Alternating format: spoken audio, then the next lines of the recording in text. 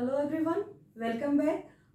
This is Dr. Smriti here, and today's topic is function of cell membrane.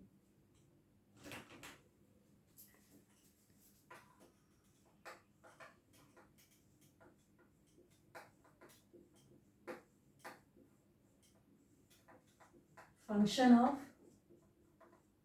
cell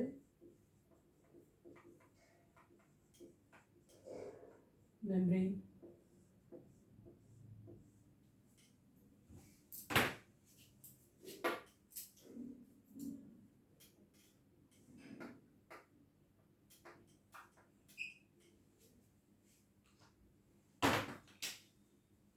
Five main function of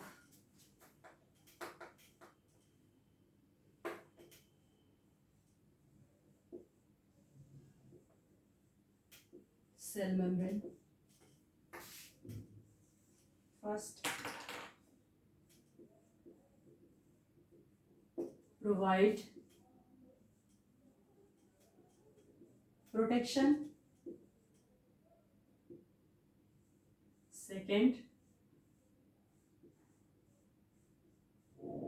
selective permeability. Third, active transport.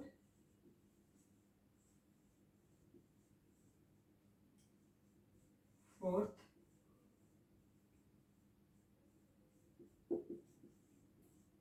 passive transport.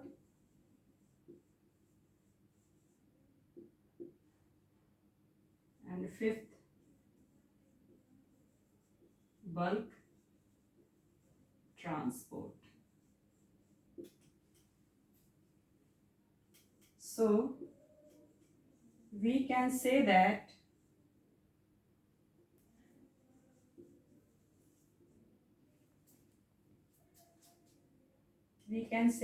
the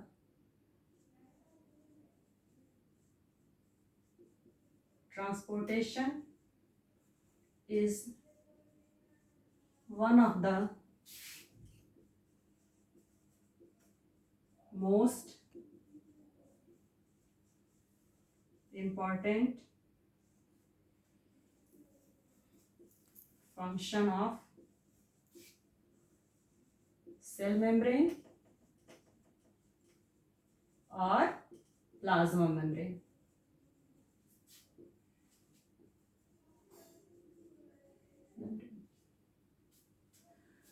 Function of cell membrane और function of plasma membrane. Function means होता है work, कार्य जो ये करता है, मतलब cell membrane के द्वारा कौन सा कार्य होता है, या सेल मेम्ब्रेन कौन से कार्य को करता है सेल के अंदर, या आप कह सकते हैं कि प्लाज्मा मेम्ब्रेन का फंक्शन क्या है, प्लाज्मा मेम्ब्रेन के द्वारा होने वाले कार्य क्या है.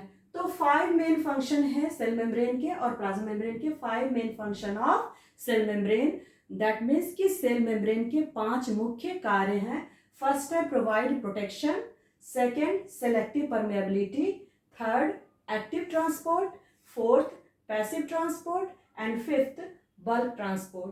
So we can say that transportation is one of the most important function of cell membrane और plasma membrane. अतः हम ये कह सकते हैं कि ट्रांसपोर्टेशन जो है वो सेल मेम्ब्रेन और प्लाज्मा मेम्ब्रेन का मुख्य कार्य है. First one is protection.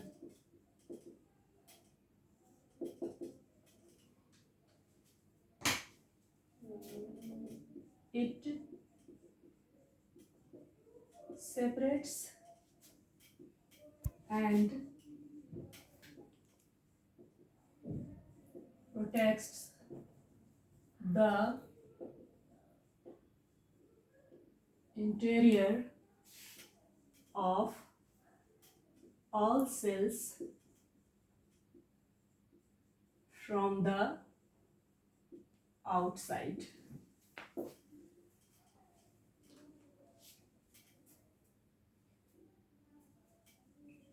It also provide mechanical support to the cell. Protection means होता है सुरक्षा। ये सेल मेम्ब्रेन जो है वो सेल का बाउंड्री बनाता है। It forms boundary of the cell. तो ये सेल के इंटरनल एरिया को, या आप कर सकते हैं कि सेल के इनसाइड जो ऑर्गेनल्स वाला एरिया है, सेलुलर कंपार्टमेंट को, ये एक्सटर्नल इन्वायरमेंट से सेपरेट करता है, बिकॉज ये सेल का बाउंड्री बनाता है। Cell membrane forms boundary of the cell. और ये सेल को मैकेनिकल सपोर्ट भी प्रोवाइड करता है। Second is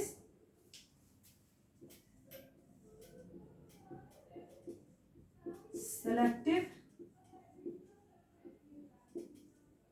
permeability.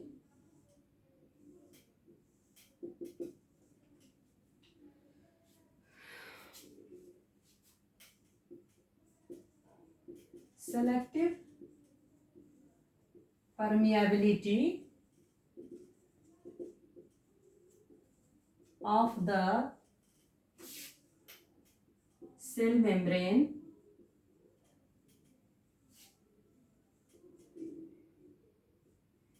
refers to its ability to differentiate between different types of molecules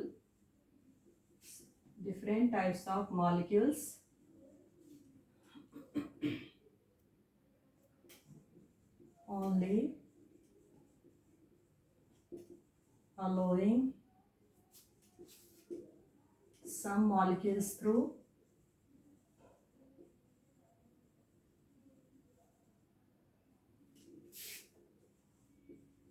while blocking others.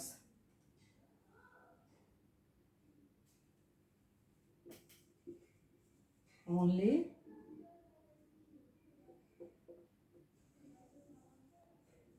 relatively small and non-polar molecules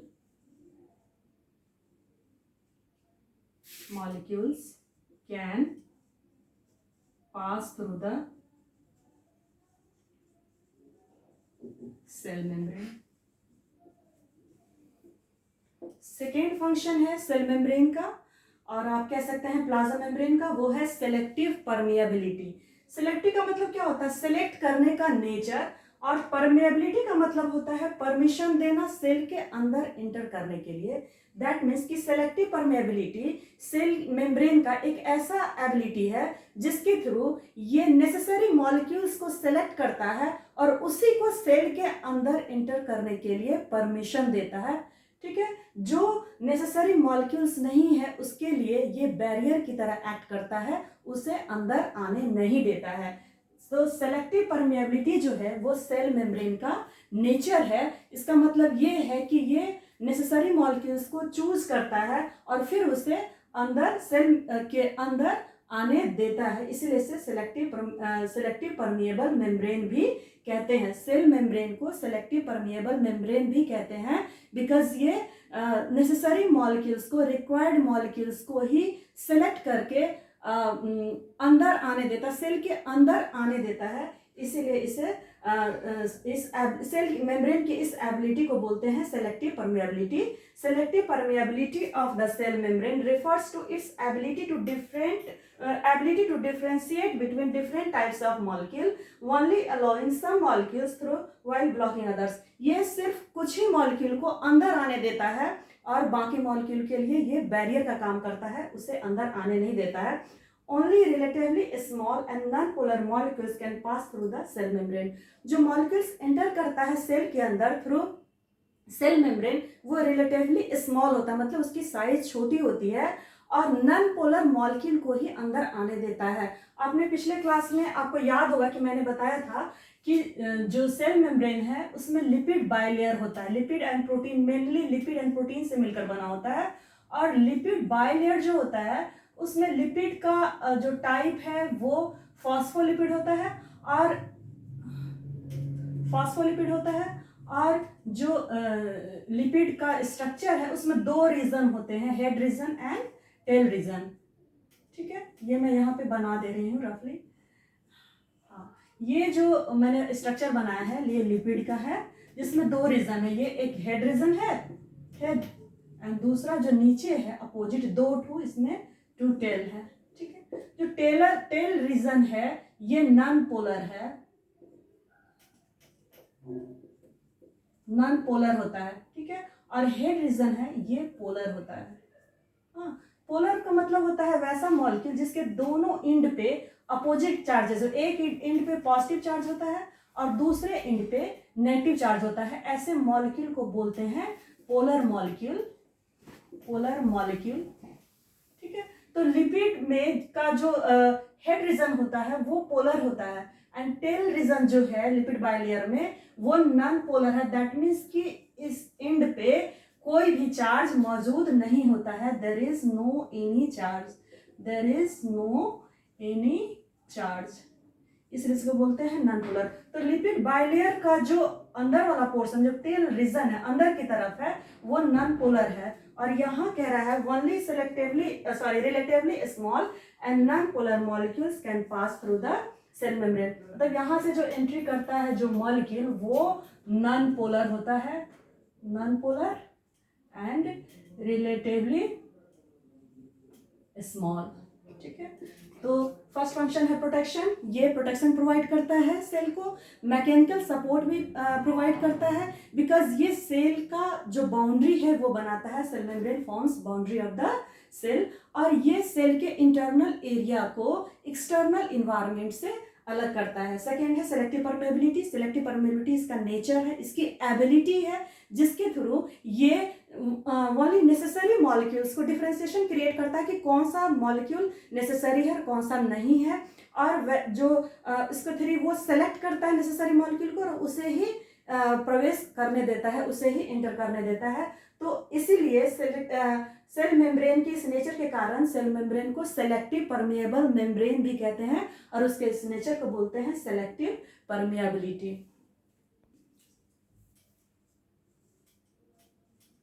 third is active transport.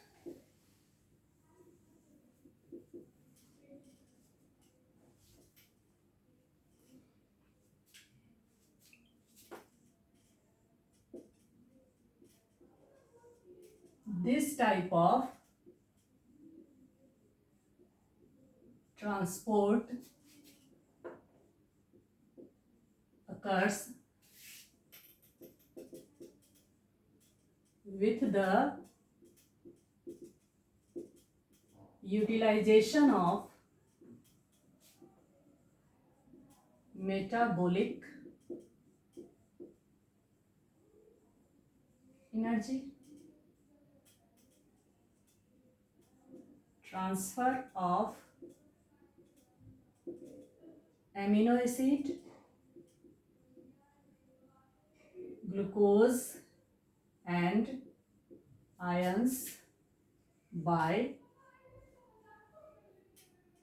the active transport,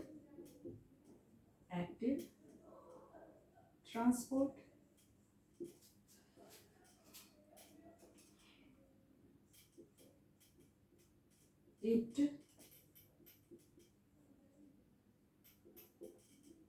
occurs even concentration gradient,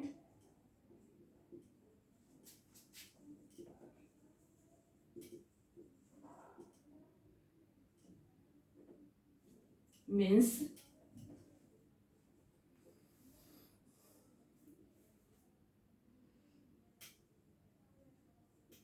transfer of substances from an area of lower concentration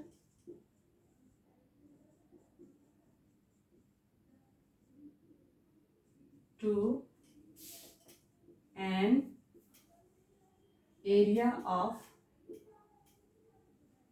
higher concentration.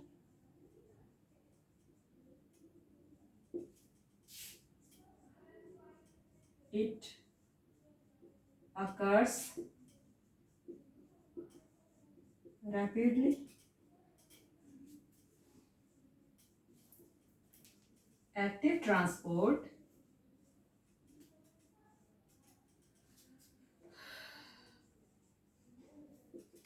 affected by oxygen, cyanide and low temperature. ठीक है. Third function है active transport. This type of transport occurs with the utilization of metabolic energy. Active transport में metabolic energy का इस्तेमाल होता है. मतलब इस ट्रांसपोर्ट में जब किसी सब्सटेंस का ट्रांसफर होता है तो उसमें एनर्जी की खपत होती है, एनर्जी का उपयोग होता है. Transfer of amino acid, glucose and ions by the active transport. Amino acid, glucose and ions का ट्रांसपोर्ट एक्टिव ट्रांसपोर्ट मेथड से होता है. एक्टिव ट्रांसपोर्ट एक ऐसा ट्रांसपोर्ट है जिसमें एनर्जी का यूटिलाइजेशन होता है, मतलब एनर्जी की खपत होती है. यहाँ लिखा हुआ है मेटाबॉलिक एनर्जी. मेटाबॉलिक एनर्जी इसलिए लिखा हुआ है कि मेटाबॉलिज्म के बाद सेलुलर रेस्पिरेशन होता है. सेलुलर रेस्पिरेशन में एटीपी जनरेट होता है. एटीपी का जनरेशन होता है. एटीपी केमिकल एनर्जी है और इस केमिकल एनर्जी का इस्तेमाल या यूटिलाइजेशन ऑर्गेनिज्म के द्वारा डिफरेंट लाइफ प्रोसेसेस के लिए, लाइफ सस्टेनिंग एक्टिविटीज़ के लिए, आप कह सकते हैं फिजिकल और फिजियोलॉजिकल फंक्शन के लिए होता है. तो इसीलिए यहाँ पे मेटाबॉलिक एनर्जी वर्ड यूज किया गया है. एक्टिव ट्रांसपोर्ट एक ऐसा ट्रांसपोर्ट है जिसमें एनर्जी की खपत होती है, ऊर्जा की खपत होती है, एनर्जी का यूटिलाइजेशन होता है. Amino acid, glucose and ions का ट्रांसफर या आप कह सकते हैं ट्रांसपोर्टेशन एक्टिव ट्रांसपोर्ट मेथड से होता है. सेकेंड पॉइंट है it occurs even concentration gradient. Active transport concentration gradient के अगेंस्ट होता है. दैट मीन्स कि एक्टिव ट्रांसपोर्ट में सब्सटेंसेस का ट्रांसपोर्टेशन लोअर कंसंट्रेशन से हायर कंसंट्रेशन की तरफ होता है. It occurs even concentration gradient means transfer of substances from an area of lower concentration to an area of higher concentration. मतलब कम मात्रा वाले क्षेत्र से अधिक मात्रा वाले क्षेत्र की तरफ होता है. एक्टिव ट्रांसपोर्ट में सब्सटेंसेस का ट्रांसपोर्टेशन कम क्षेत्र वाले से अधिक क्षेत्र वाले की तरफ होता है. आप ये कह सकते हैं जैसे आप साइकिलिंग वगैरह करते हैं तो मान लीजिए कि आप नीचे में हो, ग्राउंड में हो और आपको ऊपर के डायरेक्शन में जाना है, ऊंचाई पे जाना है. ठीक है. तो साइकिलिंग करने के लिए, ऊपर ले जाने के लिए क्या करना पड़ता है? पैडलिंग करना पड़ता है, एनर्जी लगता है, उसके लिए एनर्जी रिक्वायर्ड होता है. ठीक है. तो ये जो ट्रांसफर है नीचे से ऊपर की तरफ, कम से अधिक मात्रा वाले क्षेत्र की तरफ, इसी को बोलते हैं एक्टिव ट्रांसपोर्ट.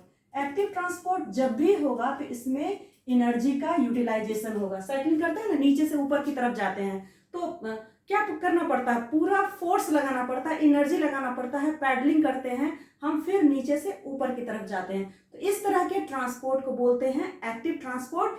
इसमें एनर्जी का यूटिलाइजेशन होता है, एनर्जी की खपत होती है और ये जब भी होगा तो लोअर कंसंट्रेशन रीजन से हायर कंसंट्रेशन रीजन की तरफ होगा. मतलब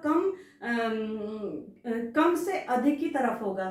ठीक है. कम मात्रा वाले क्षेत्र से अधिक मात्रा की तरफ होगा. थर्ड पॉइंट है इट अकर्स रैपिडली. बिकॉज इसमें एनर्जी का यूटिलाइजेशन होता है, फोर्स लगता है, इसीलिए ये जब भी होगा एक्टिव ट्रांसपोर्ट तो तेजी से होगा. थर्ड पॉइंट है active transport affect by oxygen, cyanide and low temperature. Active transport को ऑक्सीजन, साइनाइड और टेम्परेचर अफेक्ट करता है. ऑक्सीजन इसीलिए अफेक्ट करता है कि सेलुलर रेस्पिरेशन के लिए ऑक्सीजन चाहिए होता है, क्योंकि सेलुलर रेस्पिरेशन में फूड स्टफ ऑक्सीजन के साथ कंबाइन करता है, फिर एटीपी जनरेट्स करता है।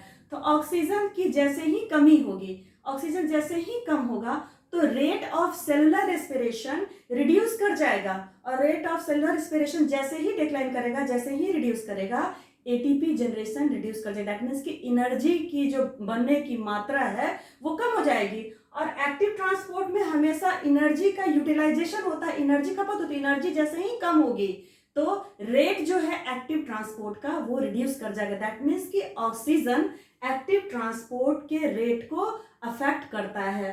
सेकेंड है साइनाइड। साइनाइड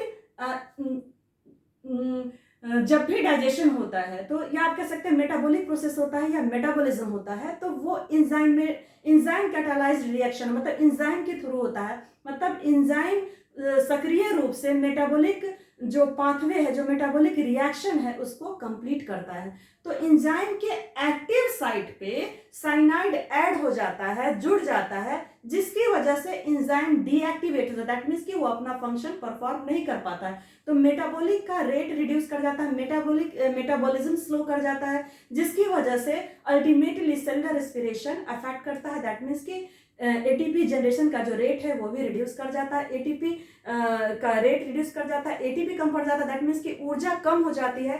और एक्टिव ट्रांसपोर्ट में हमेशा एनर्जी का उपयोग होता है, ऊर्जा का उपयोग होता है, इसीलिए साइनाइड भी एक्टिव ट्रांसपोर्ट को अफेक्ट करता है।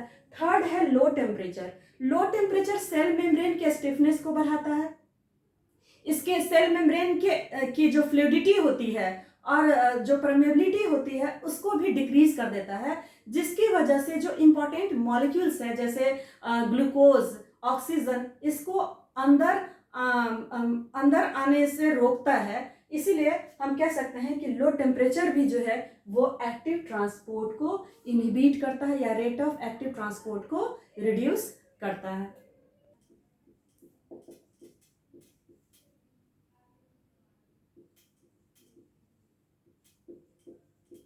Passive transport,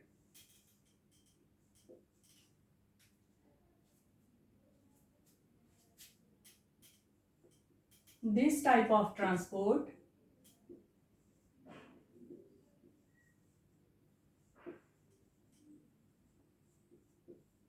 occurs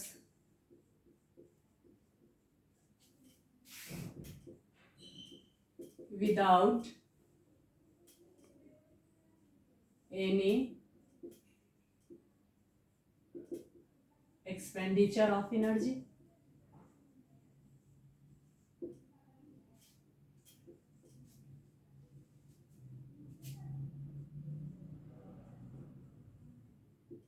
Passive transport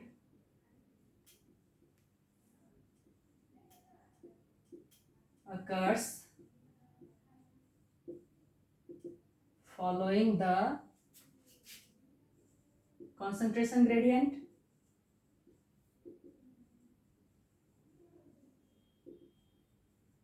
means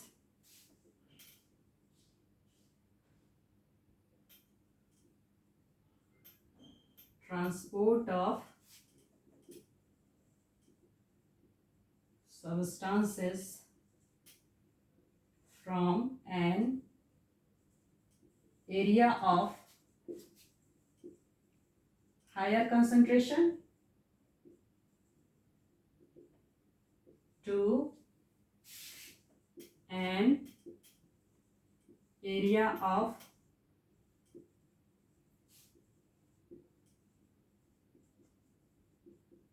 lower concentration.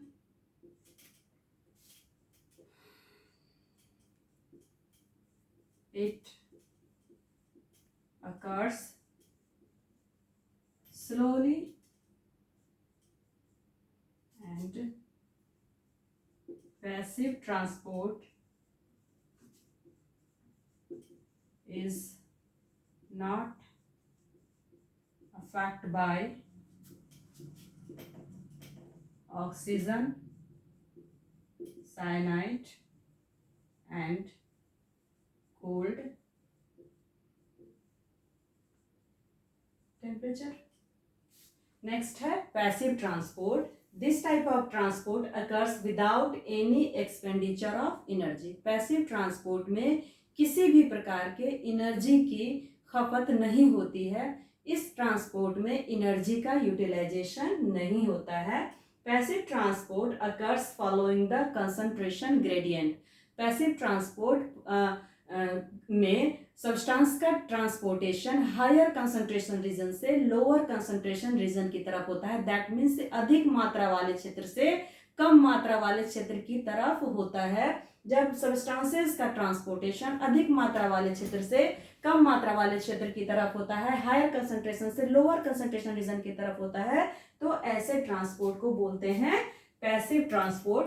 Passive transport बिल्कुल वैसा ही है जैसे ऊंचाई से जब आप साइकिलिंग करके नीचे आते हैं, ढलान पे आते हैं, ऊपर से कि ये ऊंचाई पे आता है, यहाँ से आपको नीचे आना है साइकिलिंग करके, तो आपको यहाँ पे पैडलिंग करने की जरूरत नहीं होगी, पांव चलाने की जरूरत नहीं होगी. आप क्या करते हैं, बस हैंडल पकड़े रहते हैं, पांव पर उठा लेते हैं और खुद ब खुद जो साइकिल है वो नीचे आ जाता है. क्योंकि यहाँ पे जो मूवमेंट है वो ऊपर से या ऊंचाई से नीचे जो ढलान की तरफ है उस वे में आना है. तो जब भी ट्रांसपोर्टेशन ट्रांसफर हायर रीजन से लोअर रीजन की तरफ होता है तो एनर्जी का रिक्वायरमेंट वहां पे नहीं होता है, किसी भी प्रकार के एनर्जी की खपत नहीं होती है, एनर्जी का यूटिलाइजेशन नहीं होता है, और इस तरह के ट्रांसपोर्ट को बोलते हैं passive transport.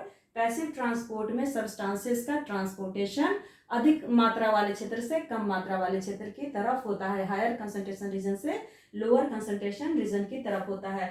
It occurs slowly, ये बहुत धीरे धीरे होता है. ऐसा इसीलिए क्योंकि इसमें फोर्स नहीं लगाते हैं, एनर्जी का इस्तेमाल नहीं करते हैं, बिना एनर्जी के ही ये होता है. और इसीलिए होता है क्योंकि अधिक से कम की तरफ होता है, इसलिए इसमें एनर्जी का उपयोग नहीं होता है. और एनर्जी का उपयोग नहीं होता, इसमें कोई फोर्स नहीं लगाया गया है, इसीलिए ये ट्रांसपोर्ट जो होता है वो हमेशा स्लोली होता है. लास्ट पॉइंट है passive transport is not affected by oxygen, cyanide and cold temperature. इसमें ऑक्सीजन की एनर्जी की आवश्यकता नहीं होती है, एनर्जी का रिक्वायरमेंट नहीं होता है पैसिव ट्रांसपोर्ट में, इसीलिए ये ऑक्सीजन, साइनाइड और कोल्ड टेम्परेचर के द्वारा अफेक्ट नहीं होता है. Diffusion.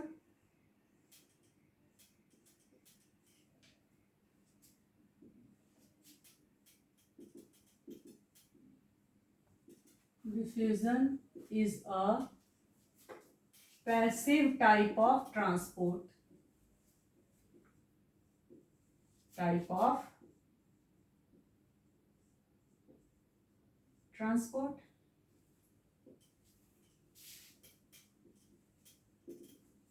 A single substance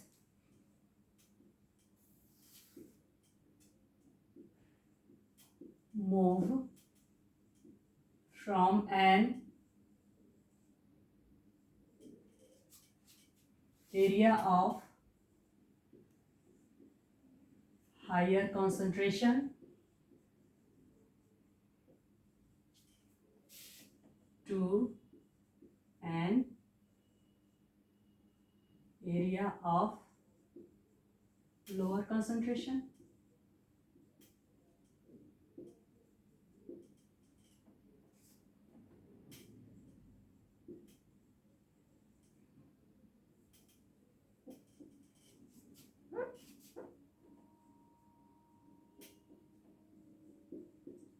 Till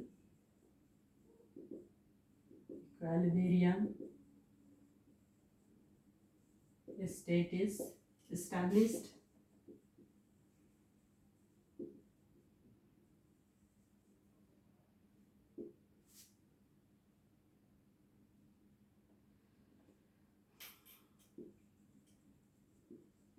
Transfer of gaseous substances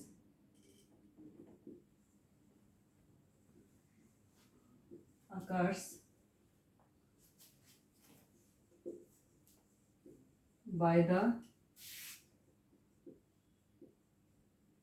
process of diffusion. Diffusion is a passive type of transport. Diffusion जो है वो पैसिव टाइप ऑफ ट्रांसपोर्ट है। दैट मीन्स कि इसमें भी सबस्टांस का ट्रांसपोर्टेशन हायर कंसंट्रेशन रीजन से lower concentration region की तरफ होता है, और तब तक होता है जब तक इक्विलिब्रियम स्टेट डेवलप ना कर जाए। दैट मीन्स कि दोनों एरिया में बराबर की स्थिति विकसित ना हो जाए, तब तक ये ट्रांसपोर्ट होता रहता है। और डिफ्यूजन के प्रोसेस के थ्रू ही गैसियस सबस्टांस का ट्रांसपोर्टेशन होता है। दैट मीन्स कि कोई भी गैसियस सबस्टांस का, किसी भी गैस का ट्रांसपोर्टेशन हायर रीजन से, हायर कंसंट्रेशन रीजन से लोअर कंसंट्रेशन रीजन के तरफ डिफ्यूजन के प्रोसेस के थ्रू होता है।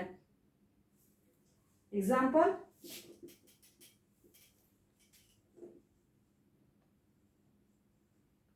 Transfer of oxygen, carbon dioxide,